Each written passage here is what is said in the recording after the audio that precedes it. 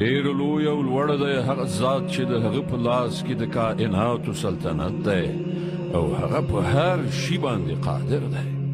هغه ذات چې مرګ او ژوند پیدا کړ تر څو چې تاسې وازمایي وګوري چې له تاسې څخه کوم یو د ډېر ښه عمل کوونکی دی او هغه زورور هم دی او بخښونکی هم. هغه ذات چې لاندې باندې اسمانونه پیدا کړل. ته به د رحمان خدای په هستونه کې هیڅ راز نا اړوندي او توپیر نه مومي. بیا راوګرځه وګوره چېرته د کوم سوری یعنې نیمګړتیا په اسمانونو کې تر سترګو کېږي. بیا سترګې واړوه راواړوه ستا نظر به ستومانه نامراده بیرته در ستون شي.